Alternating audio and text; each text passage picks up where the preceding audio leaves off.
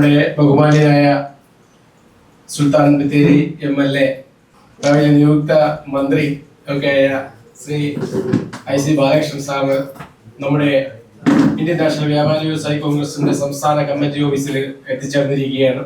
ഏറ്റവും ആദരണീയനായ Indian national വ്യാപാരി വ്യവസായി കോൺഗ്രസിന്റെ സംസ്ഥാന പ്രസിഡന്റ് ഡോക്ടർ പാളയശോകൻ ആദ്യമായി സത്യപ്രതിജ്ഞ ചെയ്ത് MLA ആണെങ്കിലും നമ്മുടെ ഈ ഓഫീസിൽ വന്ന് സുൽത്താൻ ബത്തേരിയിൽ നിന്നും വന്ന ഏറ്റവും പ്രിയങ്കരനായ IC ബാലകൃഷ്ണ സാർ MLA.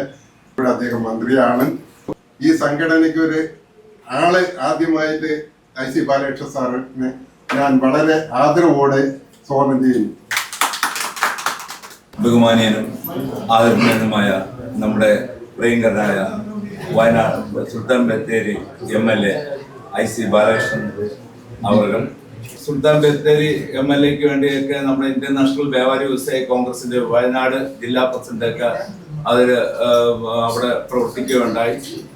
അവിടുത്തെ 3 നിയോജക മണ്ഡലത്തിലും ഓടി നടന്ന് പ്രവർത്തിച്ച സംഘടനയാണ് ഇന്ത്യൻ നാഷണൽ വ്യാപാരി വ്യവസായി കോൺഗ്രസ്.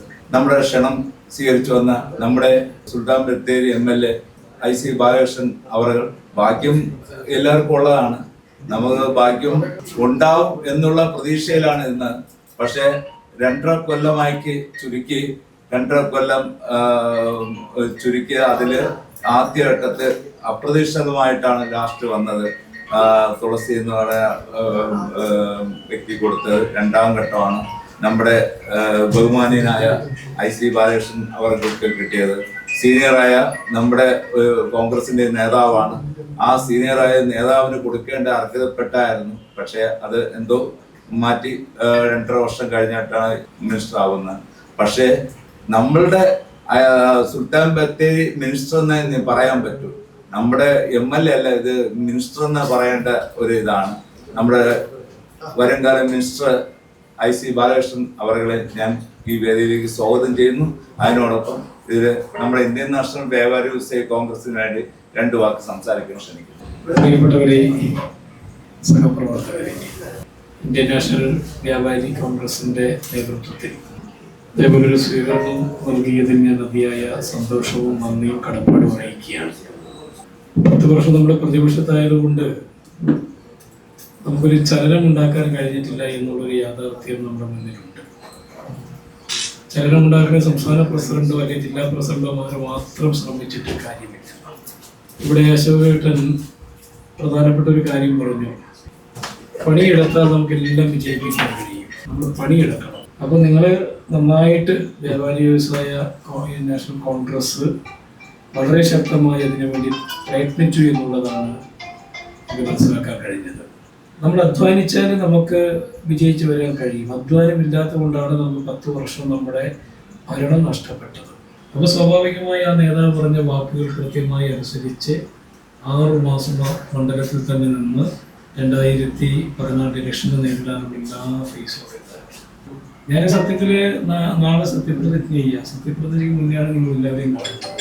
ആ സത്യപ്രതിജ്ഞയ്ക്ക് മുന്നേ സത്യപ്രതിജ്ഞ ചെയ്ത് മറ്റന്നാൾ മുതൽ വീണ്ടും ഇലക്ഷൻ വർക്ക് തുടങ്ങുകയാണ്. 2030 ഇലക്ഷൻ വർക്ക് തുടങ്ങുകയാണ്.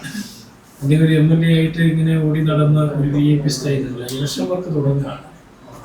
നമ്മൾ 2030 ഇനി ഞാൻ ഉണ്ടെങ്കിൽ പോലും നമ്മൾ നിർത്തുന്നൊരു സ്ഥാനാർത്ഥി യൂത്ത് കോൺഗ്രസിൻ്റെ ആയിരിക്കുമല്ലോ.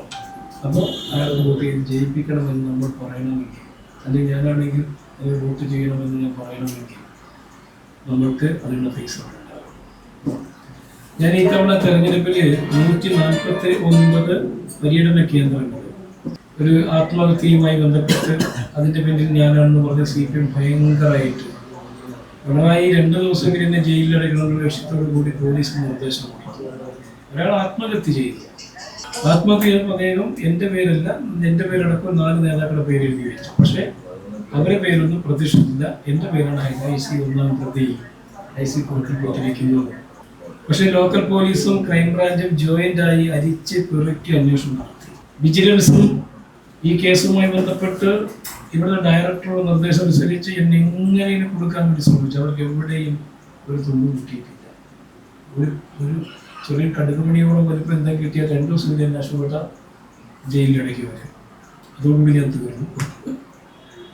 അതാണ് അവരുടെ ലക്ഷ്യം. ഞാൻ വിജയിച്ചു വന്നു. വിജയിച്ചപ്പോൾ അത്ഭുതം തോന്നി. ഏറ്റവും വലിയ സന്തോഷം എന്ന് പറയുന്നത് ഞാൻ രാഹുൽ ഗാന്ധി ദേശീയ ജനറൽ സെക്രട്ടറി, പാർട്ടിയുടെ ജനറൽ സെക്രട്ടറി ആകുമ്പോഴാണ് അദ്ദേഹം ഒരു തീരുമാനമെടുത്തത്. നമ്മുടെ രാജ്യത്ത് എല്ലാ സംസ്ഥാനങ്ങളിലും ഒരു SC ഒരു ST, ഓരോ ജില്ലയിലും